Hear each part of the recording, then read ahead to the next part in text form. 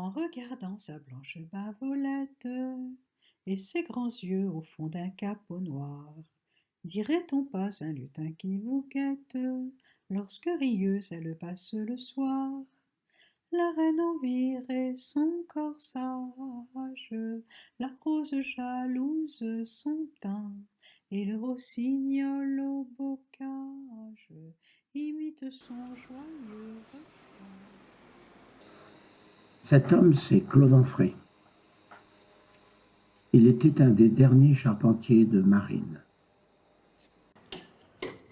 Claude avait commencé ce métier à l'âge de 14 ans, en entrant comme apprenti chez Roger Sarvin, lui-même charpentier de marine à Granville.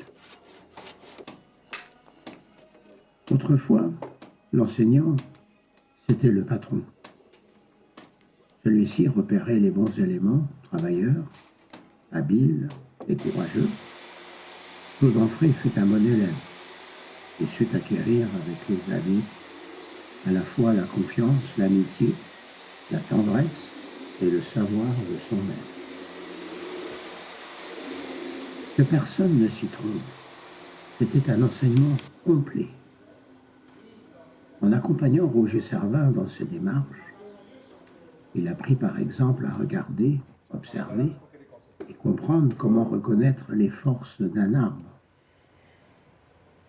Les pièces maîtresses d'un bateau, quilles, étambot, marsouin, ne proviennent pas de n'importe quelle partie de l'arbre.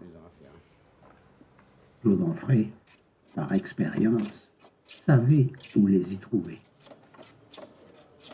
Lorsqu'il s'est installé à son compte, à l'âge de 30 ans, il a édifié son chantier à la jetée ouest du port de Granville. Il allait lui-même en forêt, choisir avec les bûcherons les arbres desquels il tirait les grosses pièces pour ses bateaux. Les scieries ne débitaient les quilles qu'en sa présence et selon ses indications. Faire en sorte que le cœur de l'arbre soit au centre de la quille a une importance capitale. Des erreurs de jugement sur ce sujet peuvent entraîner un travail du bois et des déformations préjudiciables à la tenue des pièces entre elles. Dans les années 80, les conditions et l'évolution du secteur de la pêche mettaient fin aux commandes traditionnelles, emportant par la même occasion avec elles les savoirs ancestraux des derniers charpentiers de marine. Les dernières années du chantier furent essentiellement consacrées à de l'entretien et aux réparations du parc existant. La bisquine de Granville arrive à point nommé pour devenir en quelque sorte la consécration de sa carrière. Elle est la 70e unité d'importance du chantier naval et sera la dernière. La construction commence le 19 décembre 1988 pour s'achever dans les délais établis à la commande le 6 avril 1990, soit 18 mois plus tard et après 6200 heures de travail. La bisquine granvillaise a été construite par une équipe de 5 personnes. Claude Onfray lui-même, ses 2 fils, Olivier et Thierry, et leurs 2 compagnons, Raymond Prime et Jean-Pierre Le Breton.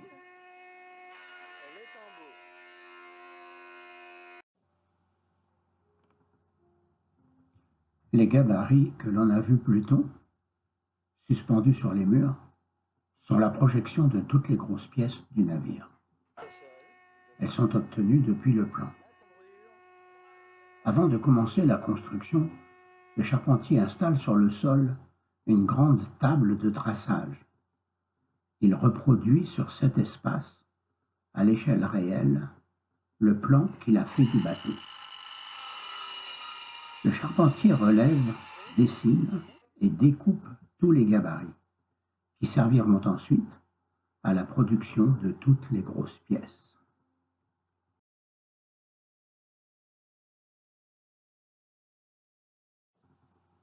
Les billes de bois sont empilés à l'extérieur du chantier. La quille de la bisquine, avec sa rablure, son étrave, le marsouin et l'étambot, est dressée dans le chantier. Elle sera ensuite réglée sur sa ligne de thym, formée par une série de pièces de bois sur lesquelles elle reposera. Le bateau y sera mis dans sa position de flottaison. Les pièces formant les membrures sont découpées, équerrées et assemblées par groupes. Elles seront construites en séries successives pour prendre, au fur et à mesure de la construction, leur position sur la quille. Leur ensemble constitue l'ossature du bateau, le squelette. Chaque membrure est élevée à l'aide d'un palan et mise en place avec une très grande précision. On voit que des corrections, ou plutôt des finitions ou des ajustages, sont apportés au cours de la pose.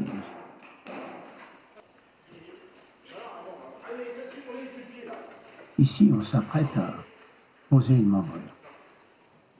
Celle-ci est tissée au moyen d'un palan et amenée sur la quille. L'équipe ensuite va l'insérer à l'endroit d'une engravure faite pour la recevoir. Petit à petit, le squelette du bateau en forme.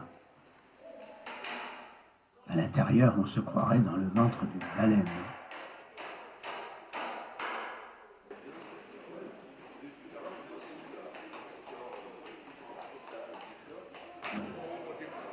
Aujourd'hui, c'est journée porte ouverte. Le public est invité à voir l'avancement de la construction. Claude Anfray perce le trou pour recevoir le tube d'étambot dans lequel passera l'arbre de l'hélice. Olivier est en train de travailler sur la pièce de voûte de la bisquine.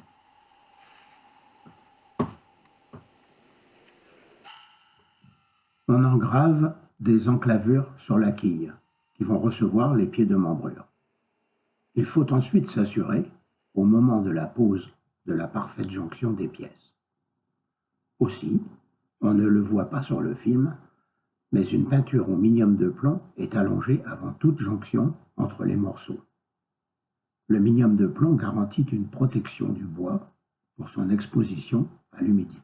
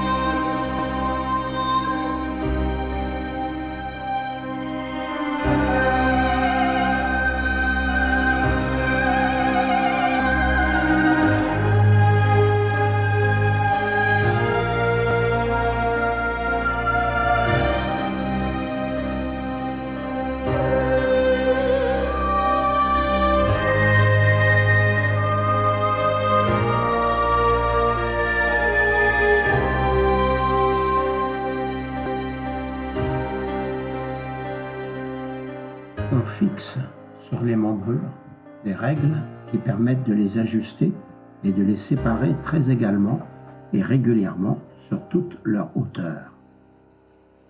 Lorsque toutes les membrures sont installées, la carlingue vient se poser sur la quille en enchâssant les varangues. Elle sera boulonnée et deviendra alors totalement solidaire de la quille. À l'intérieur, contre les membrures, sont fixées les serres de bouchin, également appelées serres d'échouage.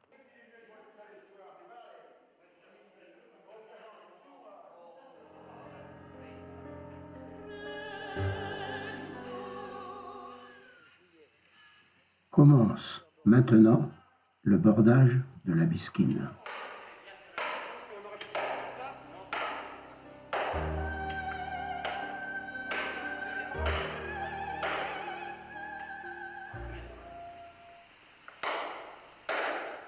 À présent, nous avons besoin d'un volontaire pour tenir le chasse-clou. Gérard vous montre avec son flegme la parfaite confiance qu'il a envers le petit charpentier.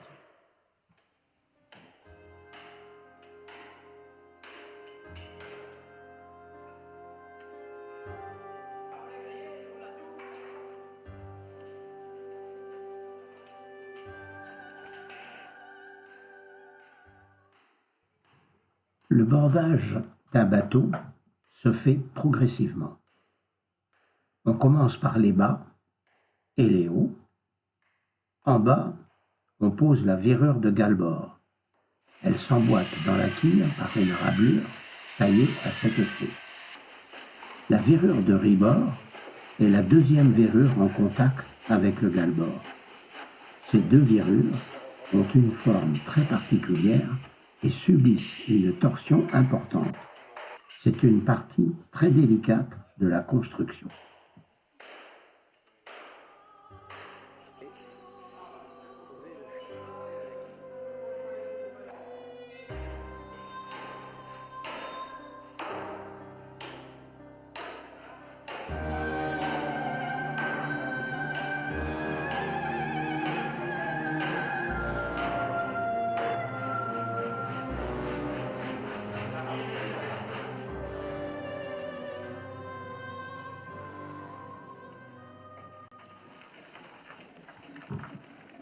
Les billes de bois, de chêne et d'iroko, débitées en planches, sont entreposées à l'extérieur du chantier.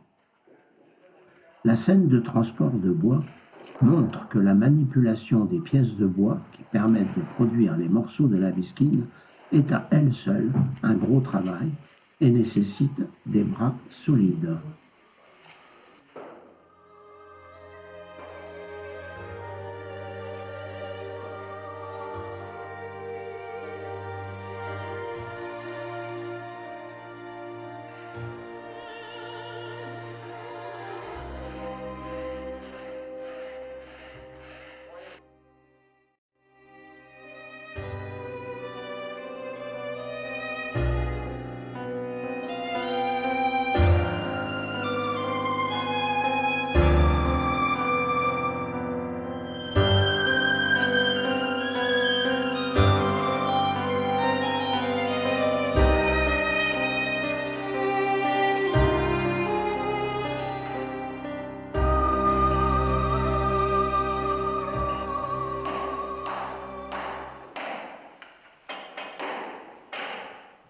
Les deux bordés du haut, ceux de ceinture et de sous-ceinture, sont en chaîne. Le bordage du bateau se fait des deux côtés en même temps, pour assurer un équilibre de répartition des tensions, en alternant la pose des verrures du haut avec celle du bas. Les verrures du haut forment le bordé de muraille. Les verrures du bas forment le bordé des fonds du navire. Tous les bordés sont dessinés les uns après les autres à l'aide d'une règle à brocheter. Celle-ci est appliquée de manière à former une droite globalement parallèle au bordé posé. Il faut alors mesurer et reporter avec un compas les différents points et angles qui permettront à la verrure suivante de s'adapter avec précision à la précédente. On ne le voit pas dans la vidéo, mais il faut savoir que les verrures sont parfaitement jointives. En plus d'une forme dont la courbure est variable, les tranches sont équerrées d'un bout à l'autre, de façon à ce que le contact des pièces entre elles, à la couture, soit parfaitement jointif.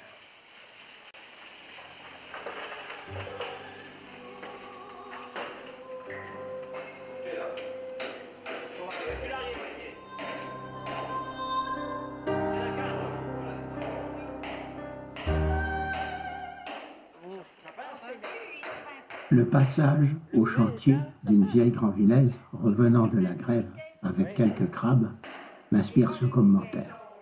Il s'agit ici de Madame Turbert, la grand-mère de Jacques Turbert, président de l'association des vieux gréments Grandvillais à l'époque.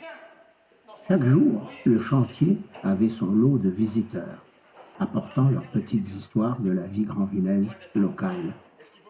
Ils venaient assez nombreux pour écouter le petit charpentier, dit Claude, qui avait une réputation de conteur hors pair.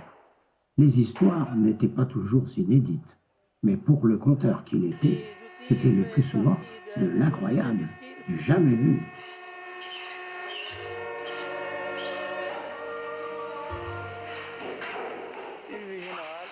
Au sujet du bordage, il faut savoir que l'épaisseur des verrures est d'environ 41 mm. De l'iroko ou du chêne de cette épaisseur n'a pas beaucoup de souplesse. Pour parvenir à leur faire prendre à la fois courbure de la coque et torsion, les verrures doivent être mises à étuver, c'est-à-dire qu'elles sont chauffées avec de la vapeur d'eau, ce qui va les rendre plus flexibles provisoirement, permettant de les ployer sans les casser. La boîte à étuver qui a ce rôle au chantier est chauffée avec les chutes de bois. On l'appelle familièrement l'alambic.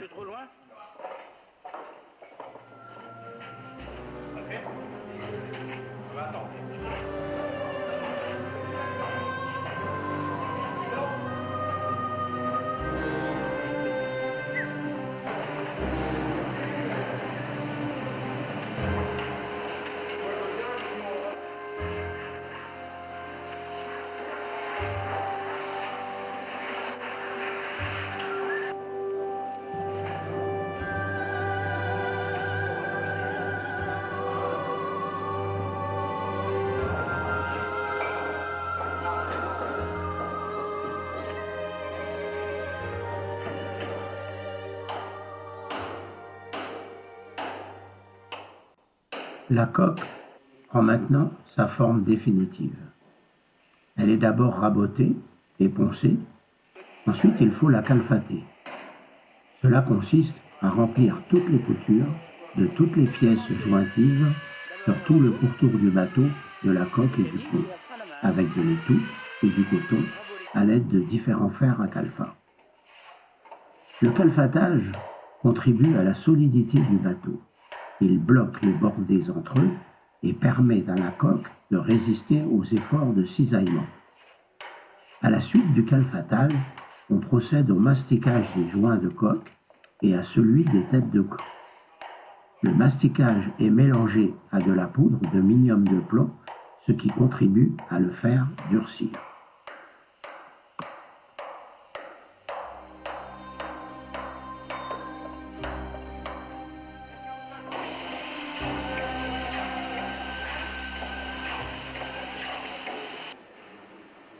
les bordées de fond et les bordées de murailles se rejoignent.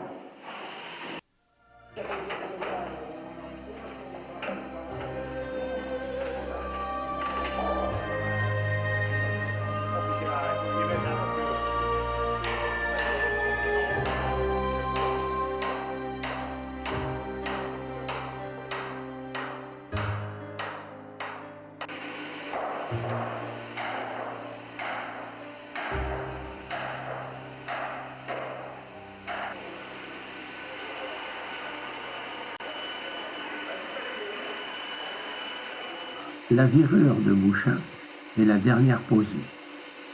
Elle relie les bordées de murailles et les bordées de fond. C'est ce qu'on appelle la mise en clôture. Cette dernière est très serrée et mise en place à la masse.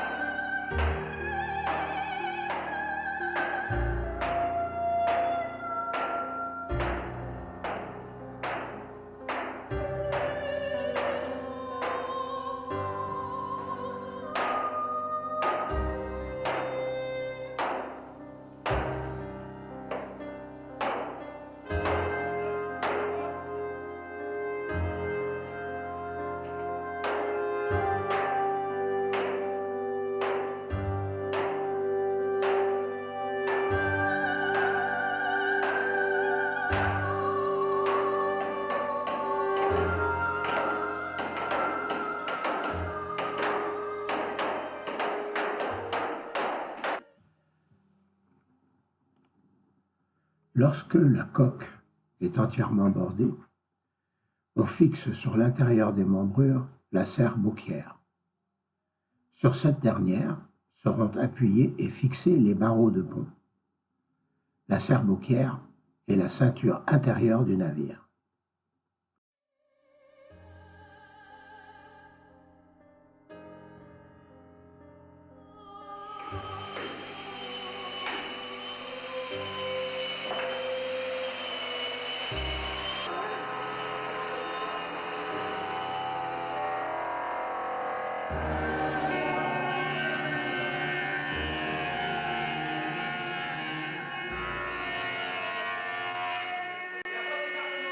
On pose les barreaux de pont qui font toute la largeur du bateau, puis les barreautins qui vont de la ceinture aux élongis. Les élongis sont les pièces de bois servant de cadre aux écoutilles, les ouvertures rectangulaires qui servent d'accès aux cabines et aux cannes.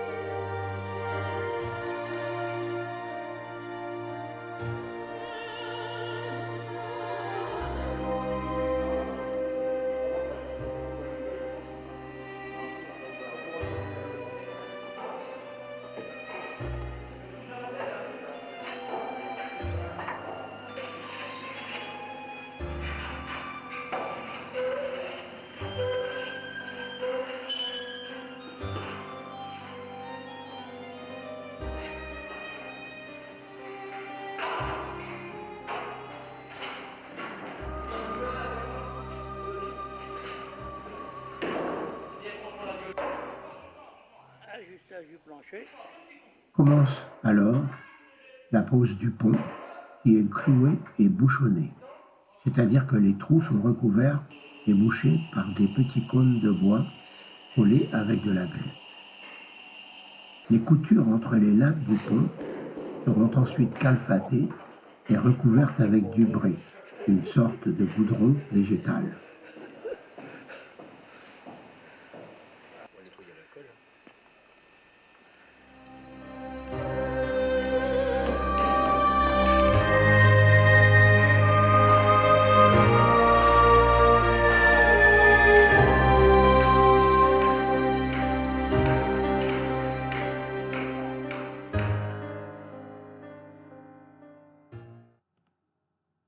Vient ensuite la construction du pavois, qui forme la muraille au-dessus du pont. Le pavois vient au-dessus des fargues, un bordage conçu pour laisser fuir l'eau accumulée sur le pont. Le dessus des fargues, pavois et jambettes, qui sont le prolongement des membrures, est recouvert par une lisse.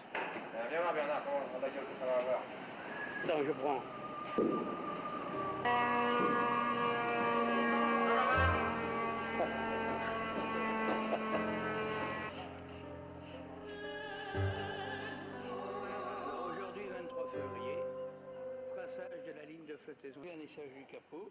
On termine les roufs et les capots d'accès, ainsi que les différents supports d'accastillage pour l'installation à venir du gréement.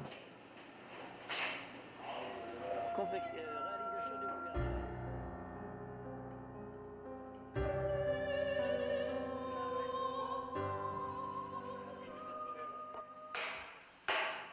Claude Onfray construit le gouvernail de la Bisquine.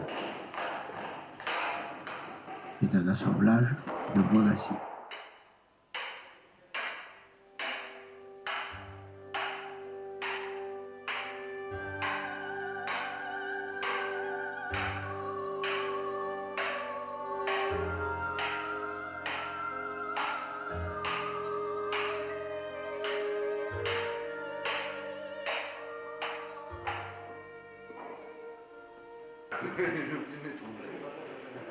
À l'extérieur, c'est la peinture.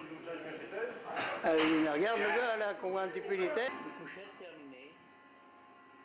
À l'intérieur, les charpentiers font de l'ébénisterie avec la fabrication des cloisons, couchettes, tables de carré et équipés de rangements. Encore avec quelques outils. Oh bah oui, oh, c'est pas long hein.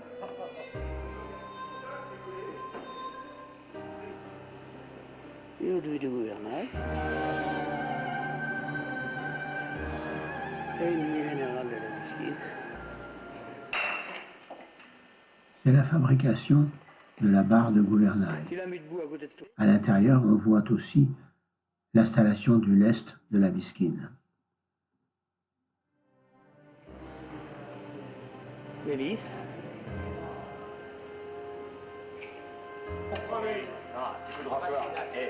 Certains chefs, ils font et dans le sourire, on voit aussi.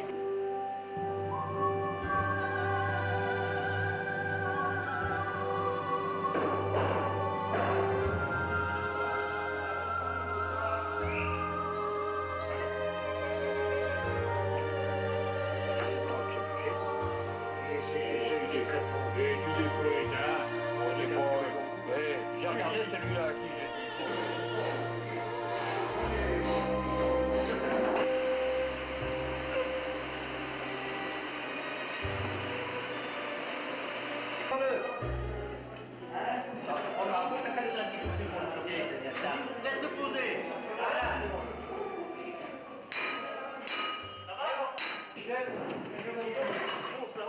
On se prépare à mettre le gouvernail dans sa position définitive.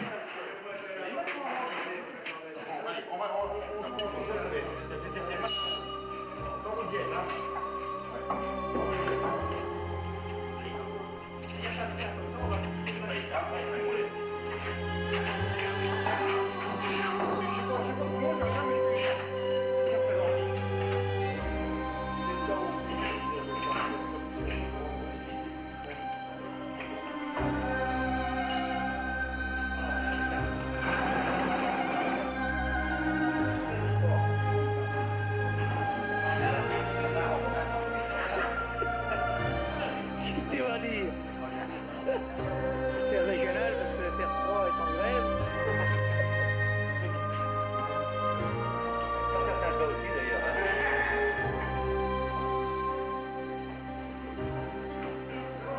Ah, c'est le déclarage, là, Bernard. Rien pour le moral, ça. J'ai vachement con à faire un peu de temps.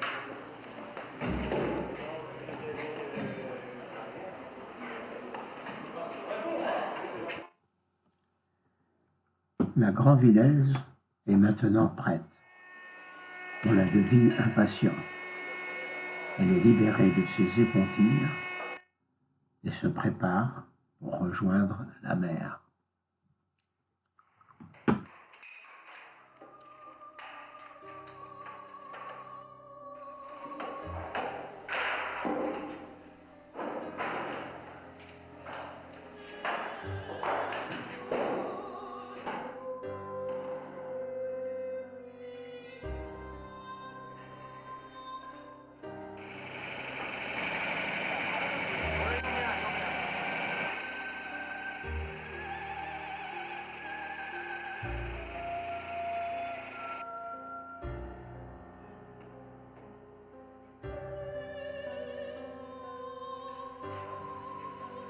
T'es encore chez toi, Bibiche, tu vas sortir.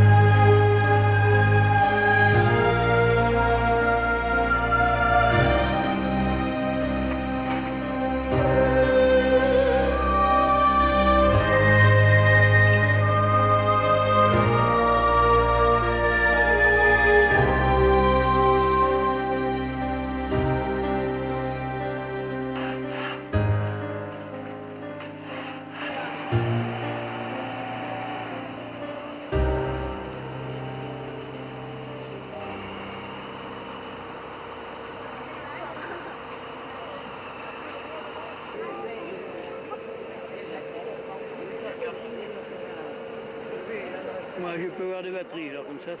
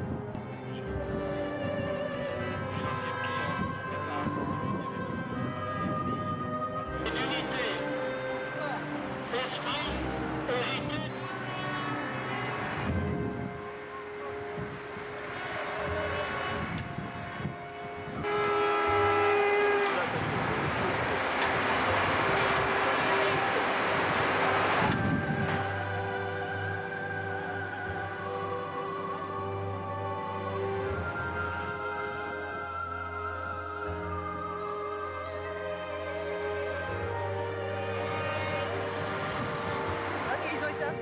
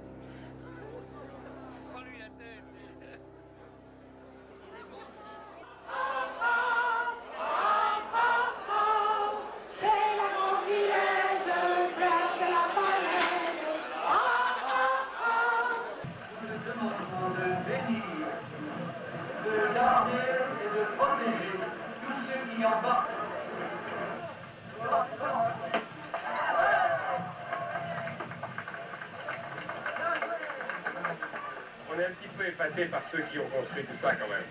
Moi qui passe ma vie à présenter des vedettes ou des stars entre guillemets qui sont souvent de passage, quand on voit les artisans et ce qu'ils font, on a vraiment envie de les mettre devant les caméras aussi, non? On fait un travail extraordinaire. Ils ont fait beaucoup plus que ce qu'ils faisaient d'habitude pour un bateau de pêche. Ils ont été...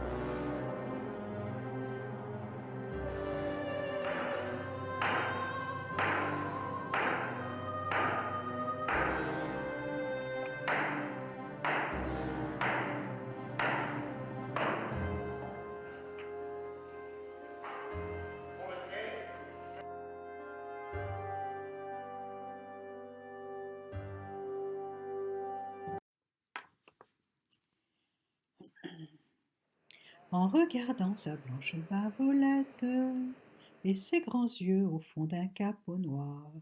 Dirait-on pas un lutin qui vous guette lorsque rieuse elle passe le soir? La reine en virait son corsage, la rose jalouse son teint, et le rossignol au bocage imite son joyeux refrain. Ah ah ah ah ah ah ah ah, c'est la Grandvillaise, fleur de la falaise. Ah ah ah ah ah ah ah ah, c'est la Grandvillaise. C'est un démon fait de la peau d'un ange, mais son esprit n'a d'égal que son cœur. Qu'un vieux Richard lui conte une louange, elle le lui rit au nez d'un air moqueur.